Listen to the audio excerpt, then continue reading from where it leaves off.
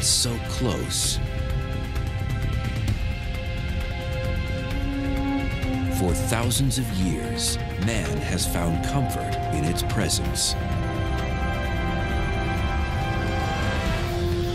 It's been a beacon for nocturnal travelers, a timekeeper for farmers, and a location finder for sailors at sea.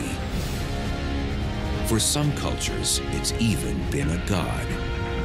It's the only cosmic body ever visited by human beings, and today, NASA is planning a permanent outpost there. But how did it get there in the first place? How did the moon come to be? The answer is more astounding and spectacular than most residents of Earth have ever imagined.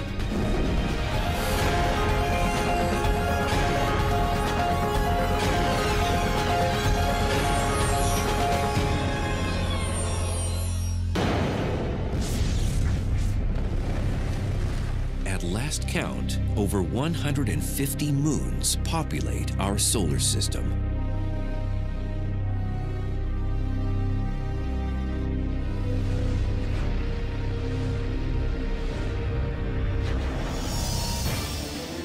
Neptune claims 13 of them.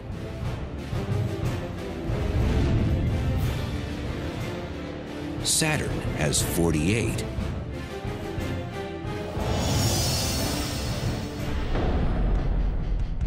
And Jupiter hosts an astounding 62.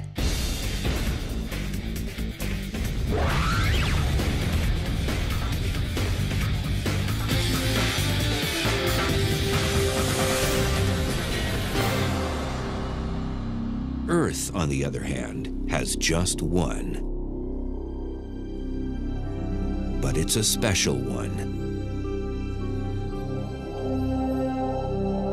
Our moon, Luna, as the Romans named it, is remarkable in its size. It is by no means the largest moon in the solar system. Several others are bigger. One of Saturn's moons, Titan, for instance, is twice the size. But our moon is the largest in relation to its host planet. It's a quarter the size of the Earth. It's really big compared to the Earth. If you look through a telescope at the Earth from a distance, you'd see the Earth and this other big thing. If you look at Jupiter or any other planet, you got the big planet and then little tiny moons right next to it. So our moon is so much bigger, and it's the only one of the now 8 planets that has that situation. The relative sizes of the two bodies are close enough that some astronomers go so far as to refer to the Earth-Moon system as a double planet. The mean distance from the Earth to the Moon is 234,000 miles, a 3-day flight through space. Luna's diameter is roughly 1/4 the size of Earth's, measuring 2,160 miles. A single day on the Moon is the equivalent of 27.3 Earth days. This is because one side of the Moon permanently faces us. Luna is phase-locked with our planet. So the Moon must fully orbit the Earth in order to make one complete rotation on its axis. Sort of like children in a game of Ring Around the Rosie. They always face inward as they hold hands and move in a circle.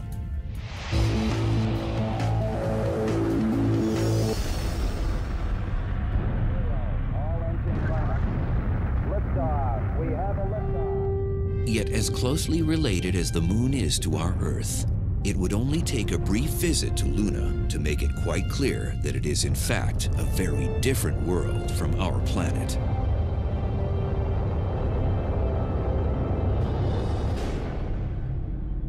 And an exceedingly dangerous place.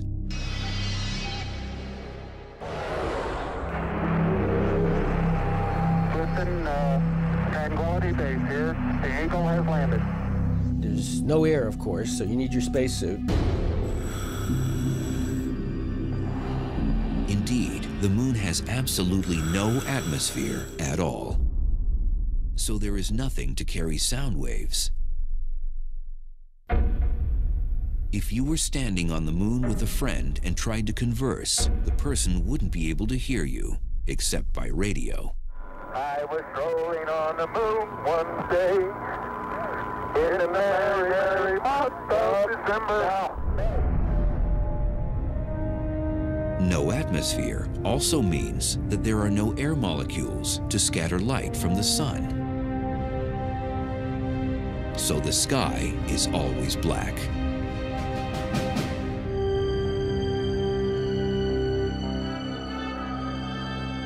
And the landscape does little to help brighten the scene. Kind of monochromatic, you know, not much color there. The rocks are mostly gray-brown colors. It's maybe a little warmer tone in one direction, maybe toward the sun, and cooler tones, grayer tones looking in other directions, but not so colorful. Extreme temperatures would also add to the unpleasantness of a visit. The swings between hot and cold are brutal, from 270 degrees above zero at midday to 240 degrees below zero at night.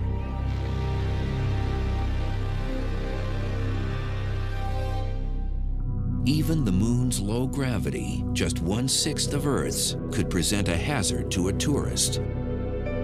A reality the Apollo astronauts kept at the tops of their minds during their many moonwalks. But they realized that beyond the thickness of their visor in their spacesuit was death. Should they do something and fall into a rock and lose their footing and fall and hit an outcrop, this visor could be cracked, exposed to the lunar vacuum. We would have had a serious situation on our hands.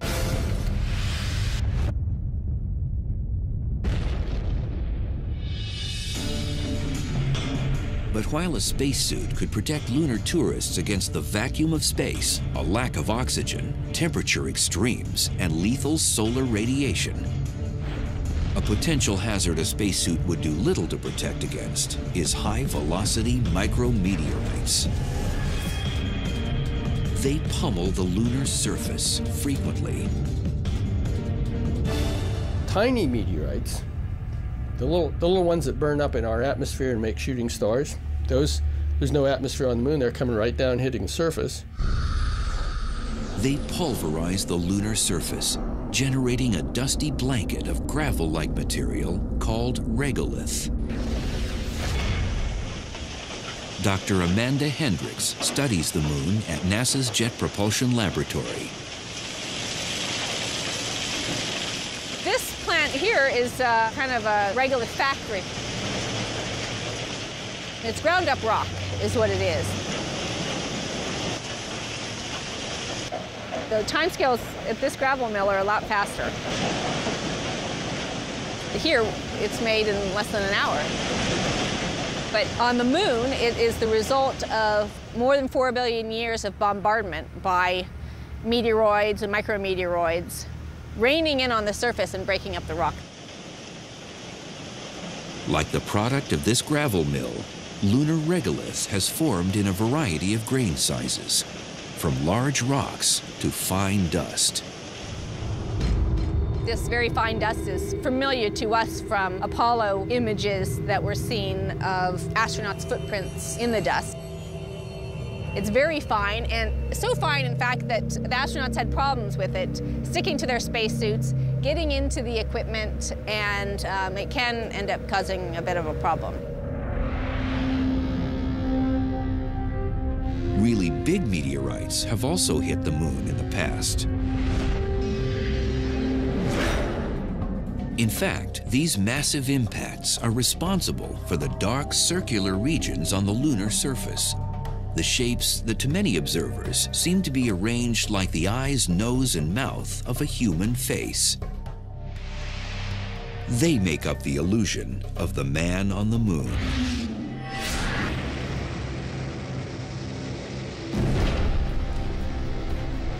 They blasted huge basins in the moon's surface. Some of them are 700 miles across. Dark lava eventually burst through at the impact points and flooded the basins.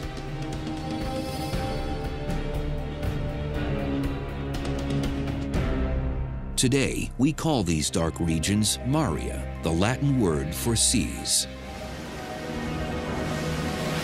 This dates back to the 17th century when Renaissance-era observers looked up at the moon.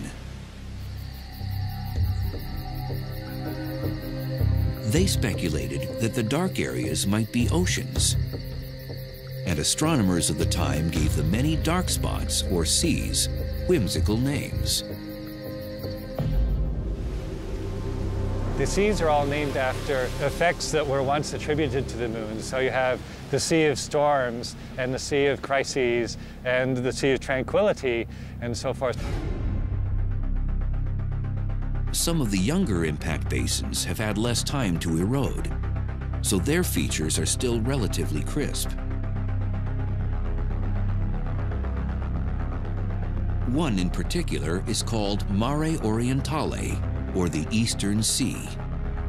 It's some 600 miles across, and the impact that created it was so massive and direct, the result looks very much like the bullseye on a target.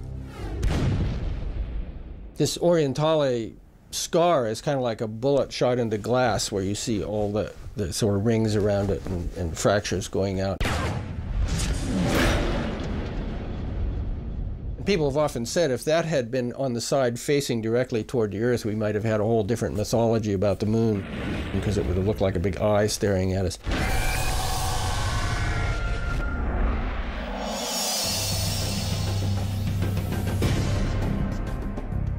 Three concentric rings of mountain ranges surround Mare Orientale, and some of the peaks rise to several thousand feet. They're all effects of the monster impact. When we see mountain ranges on the Earth, they're mostly caused first by the continents moving around, crashing into each other very slowly, buckling up and creating mountain ranges, which then erode into all the spectacular shapes that we see, the Matterhorn and so forth, from water erosion. On the moon, there are no continental plate tectonics. The surface is static. Yet you still have mountains on the moon. And the reason is that those big impact basins, that's a big explosion, excavates a pit, throws material up on the outside, so you have these rings of mountains, arcs of mountains that surround the impact sites. But they're impact features. Again, they're caused by the external forces, not the internal forces. Another notable impact crater, much smaller than Mare Orientale, but every bit as spectacular, is Tycho.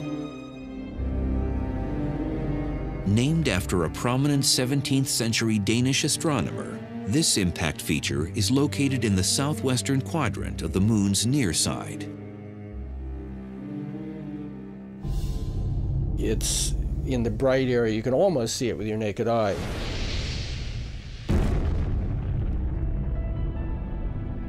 And when that explosion happened, as with many other craters, it shot out jets of bright, powdery dust. So there are these rays that go out from it. It's very striking. The rays of dusty, ejected material extend some 900 miles from the Tycho impact site. A mountain of debris also rises from the center of the crater. This is a result of recoil from the asteroid strike. Some of the highly compressed material at the center of the impact site springs outward once the impacting body either ricochets or disintegrates. But long before any of the moon's specific features could be discerned through sophisticated telescopes and space travel, careful observation of lunar behavior and appearance was still vitally important to Earth dwellers.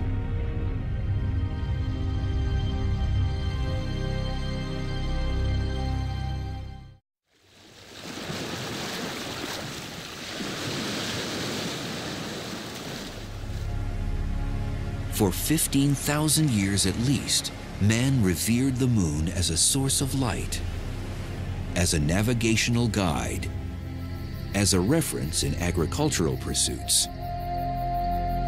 and most of all, as a convenient timekeeper.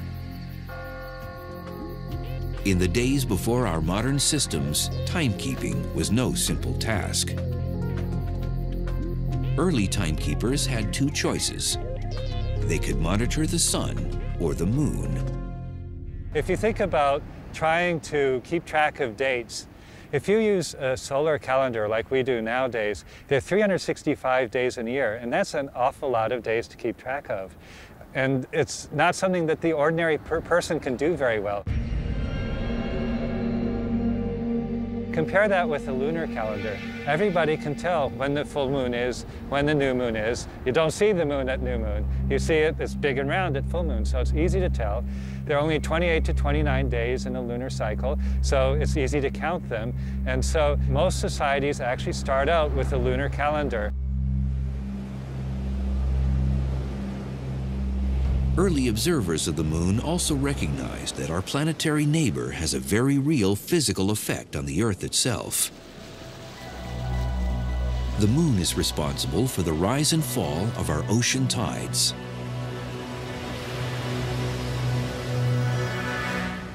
If we think of the moon as being this tennis ball and the Earth as being this football, okay, the tides are caused by the moon's gravitational attraction. So it's obvious, okay, so the moon kind of pulls the Earth's water towards it.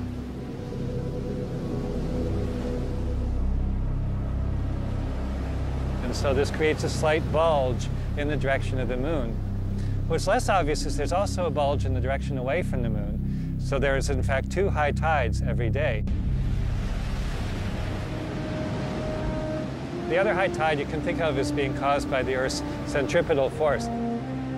The Earth and the moon are both rotating around, and that causes the water on the far side to also move out. An extreme illustration of the difference between high and low tides can be found along the shore of Canada's Bay of Fundy. The water level from high tide to low tide drops an astounding 55 feet. For some forms of life on Earth, the advance and retreat of the tides creates useful habitats.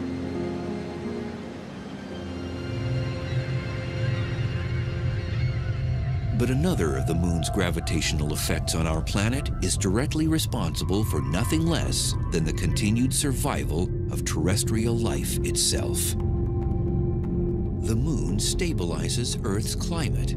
The gravitational effect of the moon keeps the degree of tilt in the Earth's rotational axis constant. This tilt is what maintains the repeatable cycle of seasons as the Earth orbits the sun.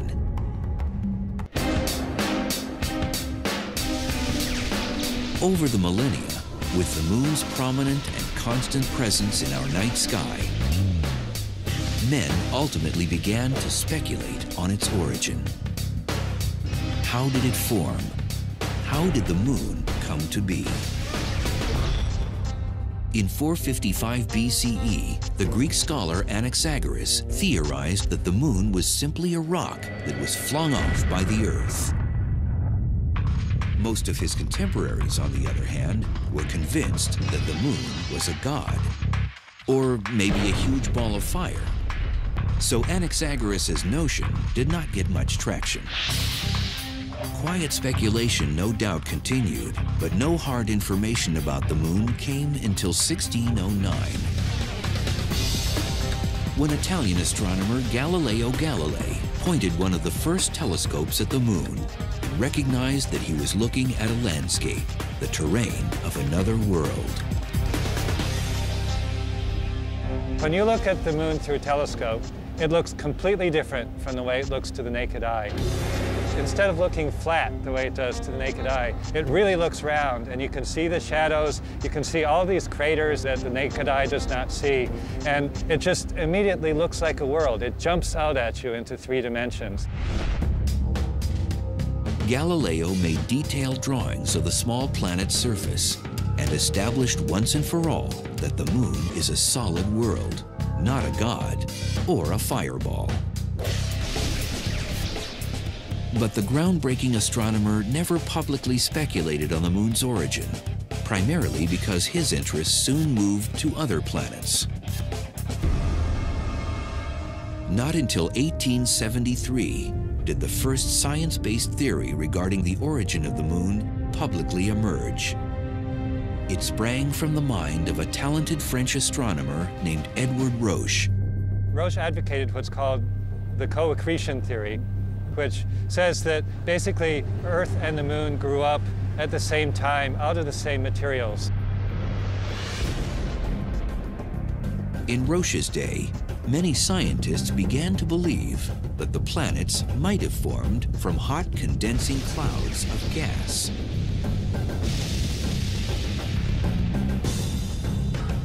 It gradually contracted and cooled, and as it contracted, it would separate out rings of gas. So you'd have a ring of gas here, a ring here, and so forth. And these rings of gas would then eventually coalesce and form the planets. Roche saw the Earth and the Moon as a solar system in miniature. His idea was that the Earth starts out as a ball of gas and then cools and contracts and sheds a ring of gas that then itself coalesces and forms the moon.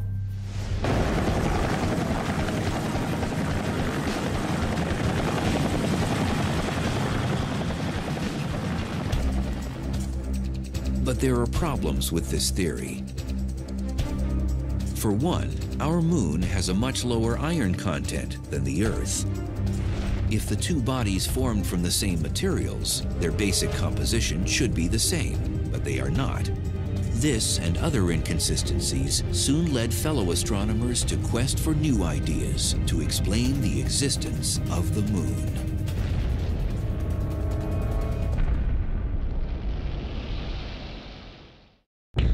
In the last third of the 19th century, advanced theories about the origin of the moon started to emerge.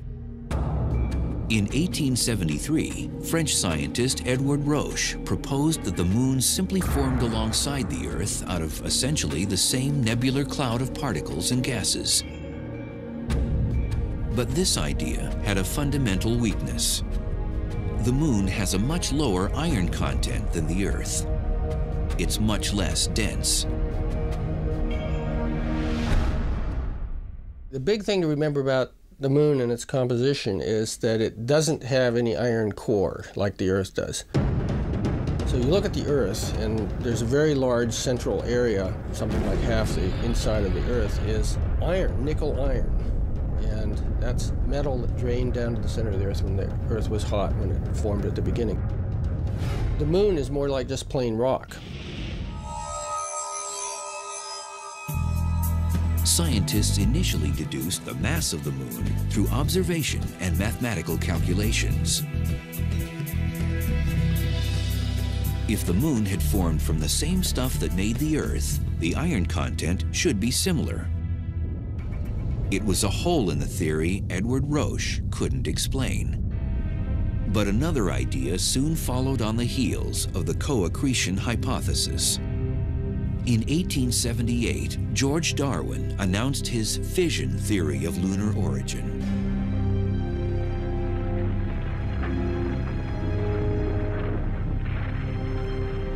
This idea received some attention in part because Darwin had a celebrated father.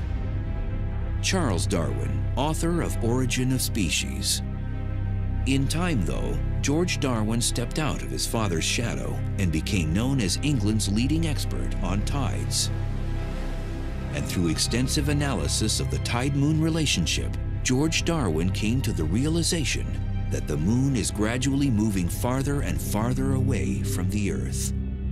It wasn't proved until 95 years later when astronauts landed on the moon. They put little mirrors on the moon. And you can shine a laser at the moon, and the laser will bounce off the mirror, come back, and you can actually measure the exact distance between the Earth and the moon. And the rate at which the distance is increasing is 3.8 centimeters per year. 3.8 centimeters is about 1.5 inches. If you made a movie, extreme time-lapse, you would see the moon moving away from Earth gradually. That's what we see nowadays.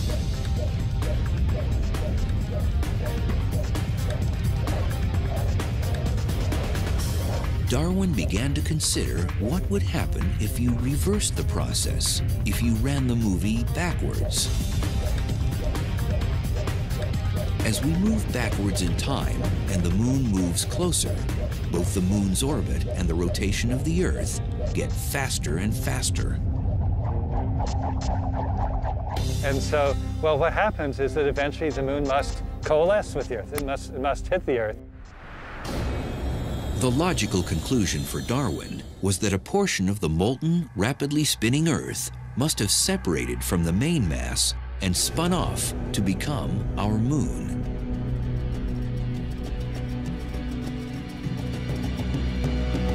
He immediately began work on mathematical calculations to reverse the trajectory of the moon all the way back to the Earth. Frustratingly, he reaches a point where it gets almost to Earth, and then he couldn't work it out any farther. The mathematics doesn't let you go any farther. What you get to is a point where the moon is whipping around the Earth at a rate of 5 revolutions a day, or 6 revolutions a day. So it's just zooming around the Earth, okay? And it's about 5,000 miles away from the Earth. Still, the mathematics did not allow Darwin to bring the two cosmic bodies into contact. The fission theory was debated for decades, but scientists eventually concluded that the relative movements of the Earth and Moon could not have resulted from it. The Earth would have been spinning too fast to account for its present rotation rate.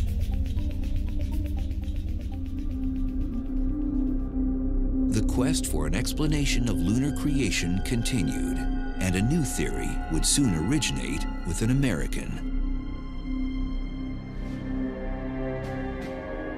In 1909, Thomas Jefferson Jackson C. was a U.S. naval captain based at Mare Island near San Francisco. His official job was to keep the standard time for the U.S. West Coast. But C. was also a gifted scientist. As a young man, he had trained as an astronomer. He was one of the first Americans to actually get a doctorate in astronomy.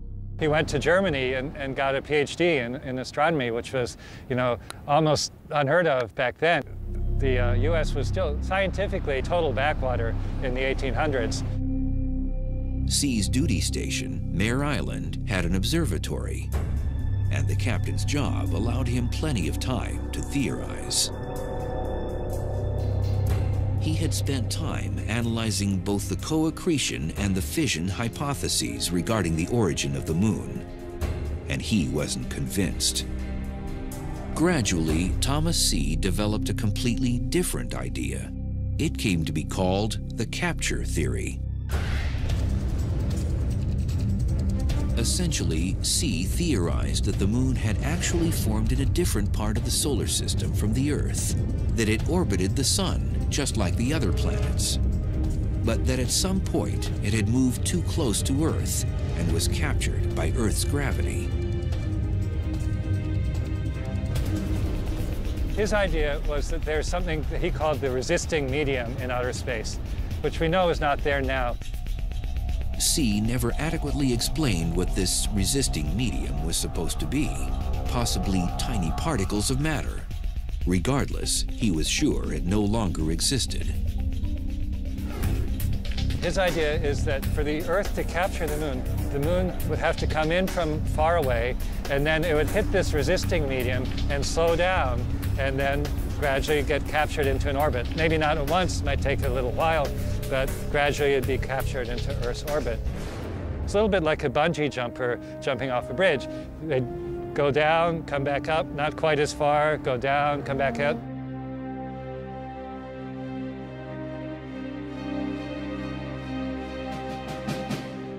And eventually they'd settle down at the bottom.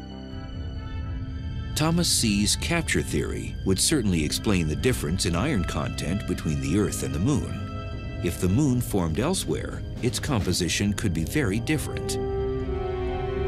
On the other hand, the notion that Earth's gravity could capture and retain such a large object was unlikely, since there is no obvious resisting medium to slow down an object as big as the moon. all three theories had significant weaknesses. The origin of the moon remained a mystery.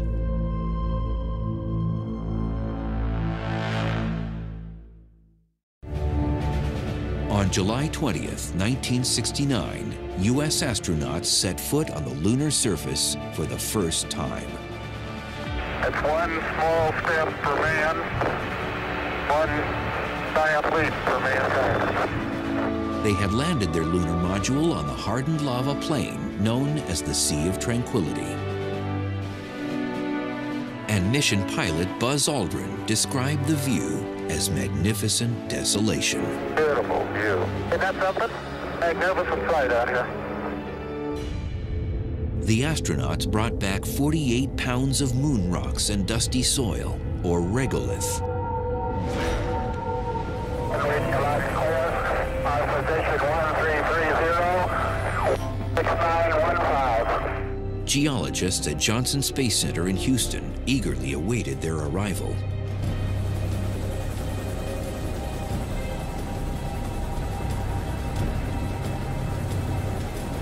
The excitement when samples first came back was just electric. I mean, it was just incredible. Nobody really knew quite what to expect.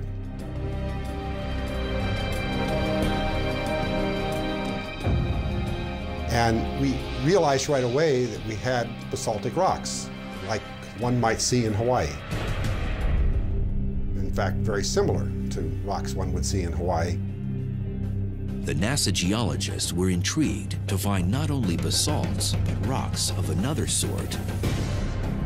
Rocks called breccias. Breccias form during asteroid impacts. So if you can imagine a large impact body hitting the moon, is going to be very chaotic. It's going to throw up debris. Debris is going to come flying out of this, what winds up to be a crater after it's over, and you can see the many craters on the moon.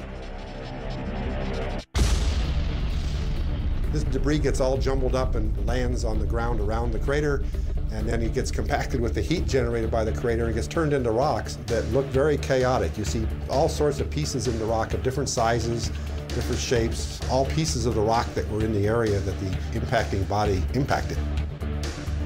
We had just not seen anything like this on Earth. The moon rocks soon began to tell a fascinating tale. First, the rocks and soil samples contained particles, indicating that the moon must have been covered by a deep ocean of lava after it formed. This notion was reinforced by the discovery that the rocks were lacking significantly in what scientists call volatile elements. Volatile elements are those that can evaporate easily and therefore be lost when you heat up a rock. And some examples of volatile elements include water or potassium, for example. And if you compare the bulk Earth rocks to lunar rocks, you find that the lunar rocks are extremely parched. It's as if they've been heated and they've lost a lot of their volatile elements. But along with these stark contrasts, the lunar samples also revealed at least one astonishing similarity between the lunar surface and rocks and soil from Earth. The isotopes of individual elements, like oxygen in particular, you have different forms of oxygen. The moon had exactly the same ratios of different forms as the Earth did. But all the other rocks we knew from elsewhere in the solar system, which are meteorites that fall out of space, all have different oxygen isotope ratios, which tells you that the moon material and the Earth material are very, very similar. In the end, the lunar samples had supplied a wealth of hard evidence regarding the geological makeup of the moon. But astronomers trying to understand the moon's origin were still left with a puzzle.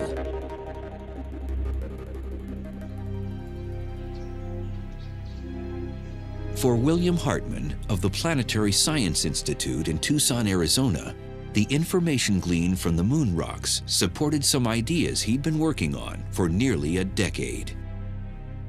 Now a distinguished astronomer and painter of space images, in the early 60s, Hartman was a graduate student at the University of Arizona taking part in a project to map impact craters on the Moon.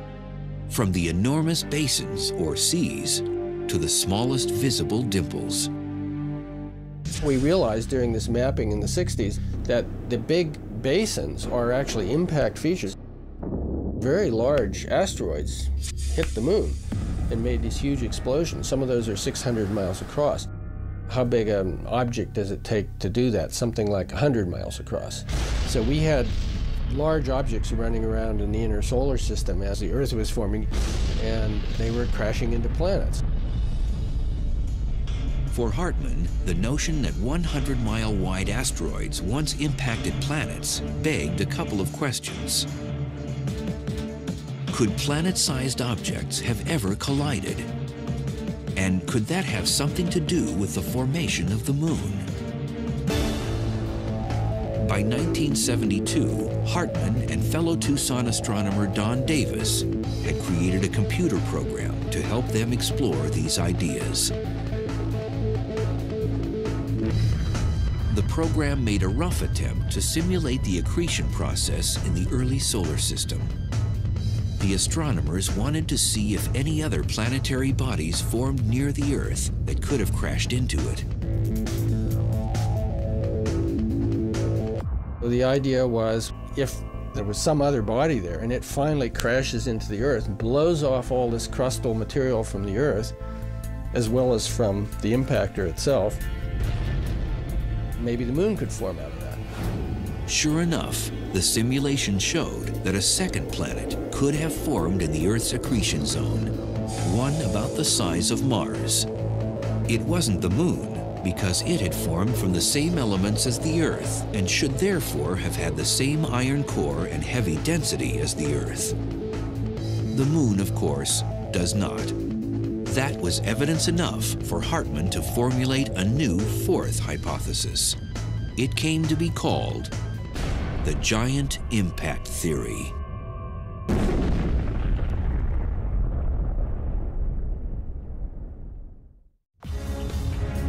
In 1974, a new hypothesis explaining the origin of Earth's moon debuted on the world's scientific stage. Its proponents dubbed it the giant impact theory. The basic idea is that about 4.5 billion years ago, Earth collided with an object roughly the size of the current planet Mars. It's a very large collision. And it started the Earth spinning. It's what gave us our current 24-hour day, we believe. And this collision was so massive that it launched material into orbit around the Earth, and it's from that material that we believe the moon later coalesced.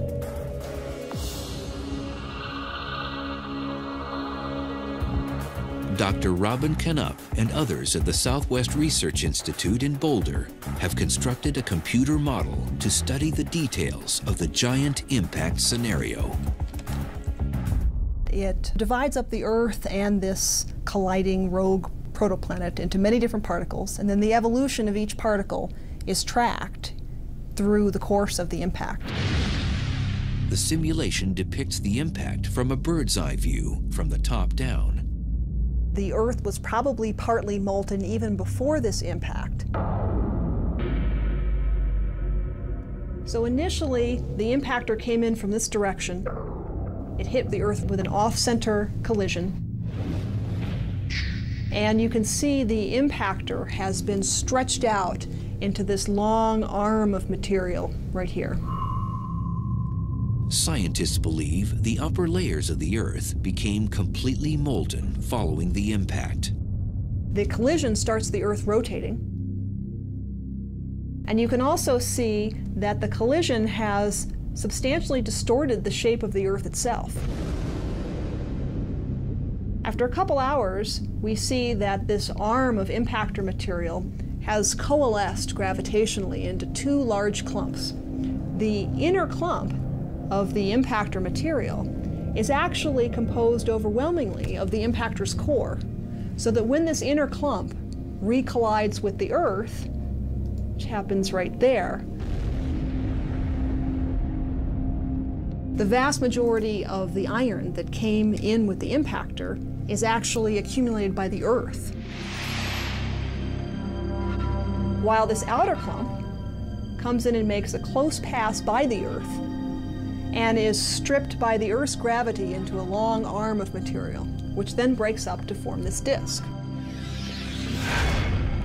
The material is thought to have coalesced to form the moon in less than a year following the massive impact.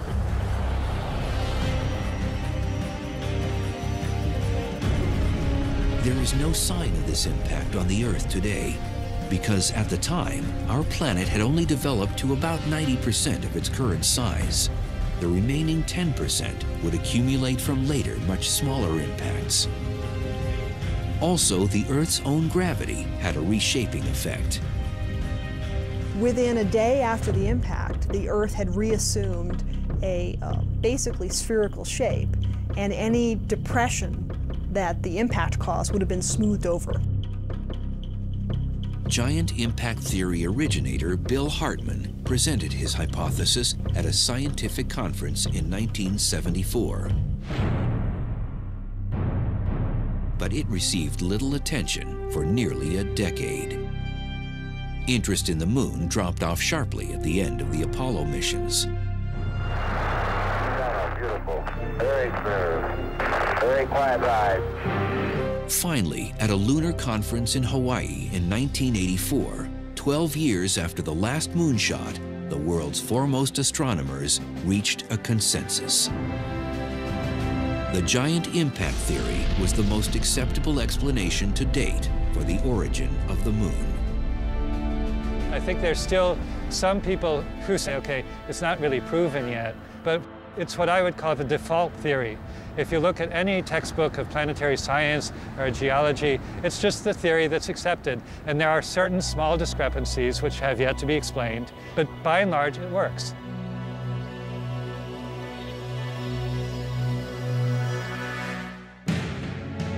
Even with an agreed-upon theory of how our moon came to be, scientists have not finished studying our closest cosmic neighbor by any means. In fact, talk of returning to the lunar surface with a permanent manned outpost has recently emanated from the White House and NASA headquarters. Gorgeous views out the window. Sequence good, everything go. Such a base could provide a place to train astronauts to live in space long-term, as well as provide a more efficient launch point for eventual missions to Mars. But such lofty scientific goals are far from the minds of average residents of Earth, who occasionally peer up at the glowing, mesmerizing lunar disk in the night sky. For us, talk of lava oceans, regolith-forming micrometeorites, and giant impacts will never diminish the fascination and romance of our mysterious neighbor world, the moon.